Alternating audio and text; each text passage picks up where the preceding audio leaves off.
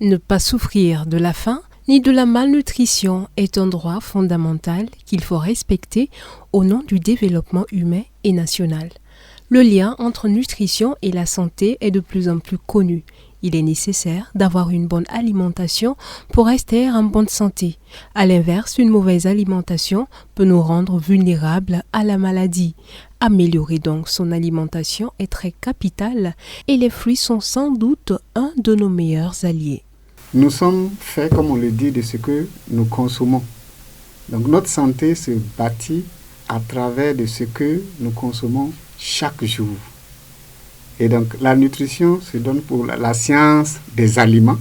Voilà, c'est aussi le fait d'ingurgiter tout le processus qui inclut l'ingurgitation, la digestion, la transformation des aliments dans notre organisme. Donc tout cela, on peut l'englober dans la nutrition. Donc je considère que la nutrition devait être encore plus valorisée pour que la santé soit plus établie dans nos communautés, puisque nous voyons que les indicateurs de santé ne sont pas atteints rapidement. Ça veut dire qu'on veut que certaines maladies disparaissent, certaines maladies ne soient plus là.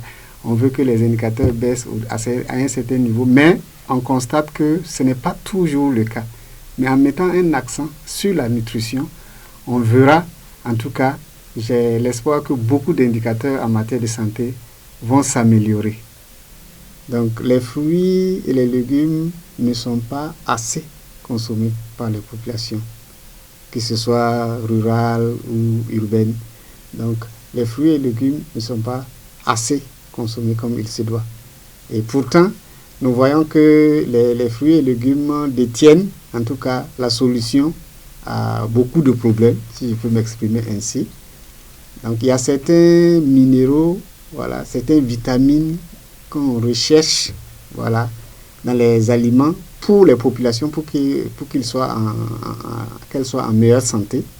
Par exemple, les populations cibles comme les femmes enceintes, les femmes allaitantes et les enfants, voilà, on les supplémente par exemple en vitamine A, qu'on peut retrouver facilement dans les provitamines qu'on peut retrouver dans les fruits et légumes.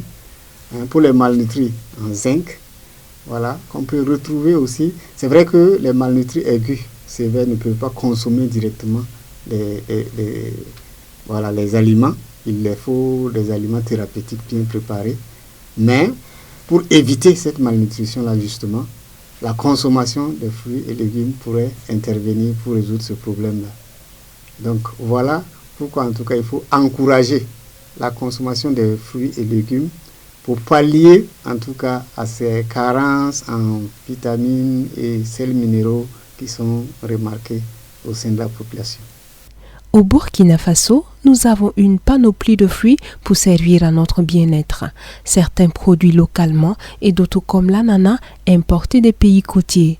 Avec son écorce si particulière, ses feuilles en bouquet, sa chair gourmande et son arôme très caractéristique, difficile de lui résister.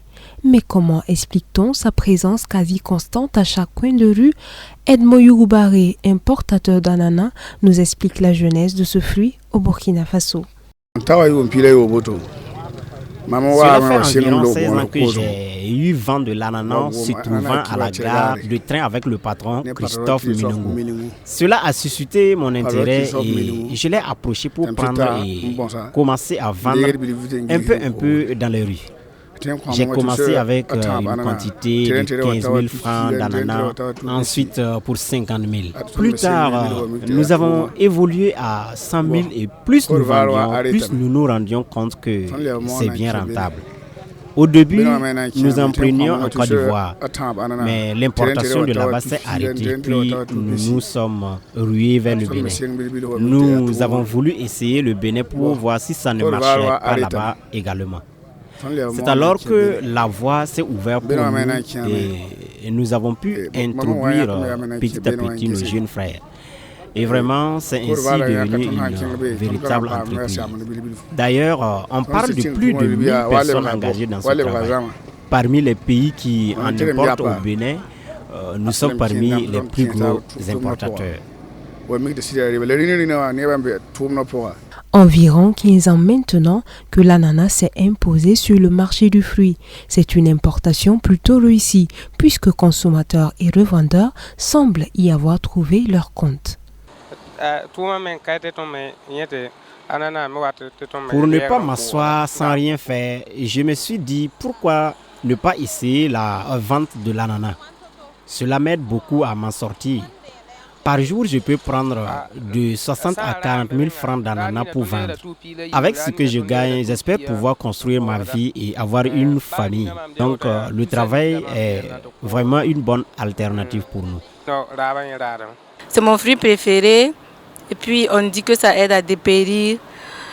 Du coup, je l'achète à chaque fin de semaine. Je fais du jus. Souvent, je mange ça comme ça. Les gens de ma famille aussi l'aiment bien. Donc, pour les faire plaisir aussi, j'achète pour eux et pour moi aussi. Souvent, on trouve pour 500, pour 600, pour 700, ça varie. Donc, je me dis que les 500, tout le monde peut quand même acheter. Je n'imaginais pas un seul jour que j'allais le vendre. Depuis 8 ans que je suis dans le travail de l'ananas et cela nourrit vraiment son homme. J'arrive à bien subvenir à mes besoins et même à employer 6 autres jeunes. Ce que nous gagnons dépend vraiment des jours. Parfois, un client peut passer prendre pour 50 000 un coup. L'ananas est l'un des fruits tropicaux qui a le plus voyagé. Originaire d'Amérique du Sud, tirez le meilleur parti de votre ananas avec des informations sur ses apports nutritionnels. Les aliments sont divisés en 3 groupes d'aliments, à savoir les aliments protecteurs, les aliments énergétiques, les aliments constructeurs. Et donc, l'ananas se trouve dans le groupe des aliments protecteurs en tant que fruit. Il est très, très important de le consommer comme aliment protecteur. Pourquoi on dit que c'est un aliment protecteur? Parce qu'il contient des vitamines et des sels minéraux. Les vitamines, on peut citer la vitamine C, par exemple, la vitamine B3, B6, B9. Donc, et parmi les minéraux, on peut citer le zinc, voilà, le calcium et le magnésium. Voilà, il contient beaucoup de magnésium qui est important pour le cœur. Donc, ce qui fait que l'ananas peut être classé parmi les fruits, parmi les aliments protecteurs. L'ananas fait partie de la famille des broméliacées, donc surtout à cause de la protéine, la broméline, que l'ananas contient, qui est une protéine qui contient plusieurs enzymes. Ce sont des éléments qui permettent de digérer les protéines. Voilà, des ciseaux qui permettent de couper, voilà, les viandes que nous consommons. Donc ce sont des ciseaux, ces enzymes-là sont des ciseaux qui permettent de digérer ces aliments que nous consommons là. L'ananas frais contient une très grande quantité d'eau. Voilà, quand on consomme de l'ananas, on a un grand apport d'eau. Et comme vous le savez aussi, l'eau est très importante pour l'organisme. Parce que notre organisme, vous le savez, est fait quand on est à l'âge adulte d'environ 70% d'eau. Donc ça veut dire qu'on doit avoir un apport régulier d'eau, non seulement pour maintenir un bon niveau d'activité enzymatique, ça veut dire que la digestion, le fonctionnement de l'organisme, etc., mais aussi pour éliminer les déchets. Donc à environ 80%, je peux dire, de l'ananas que nous consommons est constitué d'eau, mais également des glucides. Quand je dis glucides, je parle des sucres. Donc, ça contient des sucres simples à digérer, donc du fructose. Donc, la digestion est très facile, voilà, et ça n'élève pas la glycémie. Donc, même les diabétiques peuvent consommer de l'ananas parce que dans les régimes qu'on fait d'habitude pour les diabétiques, on peut ajouter de l'ananas.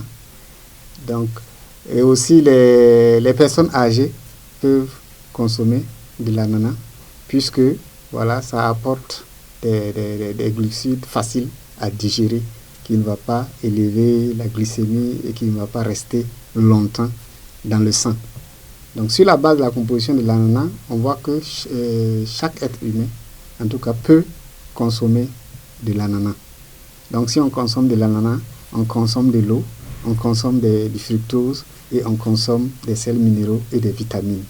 L'ananas se mange frais et sa découpe est un jeu d'enfant pour les habitués. Il peut être également transformé en jus d'ananas ou encore se mélanger à d'autres recettes. Le fruit a naturellement trouvé sa place dans nos quotidiens alimentaires. Cependant, la filière cache son lot de difficultés, surtout vécues par ses acteurs.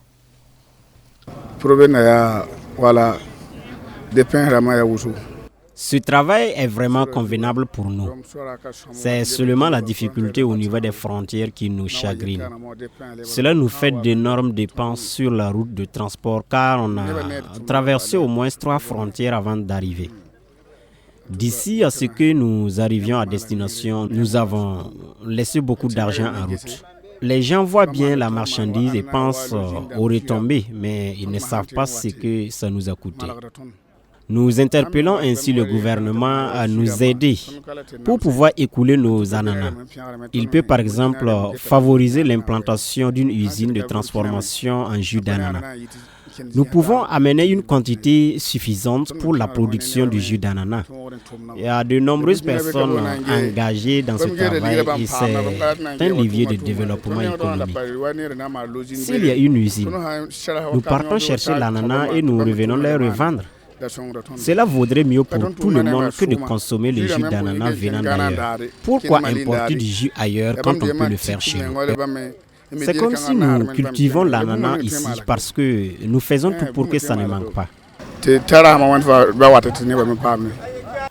On sait désormais comment l'ananas a atterri dans nos assiettes, que personne ne s'en prive désormais, mais pas seulement lui, avec aussi l'orange, la papaye, la mangue, la pomme, le raisin, le melon, la fraise, les lianes, la pastèque, pour ne citer que cela.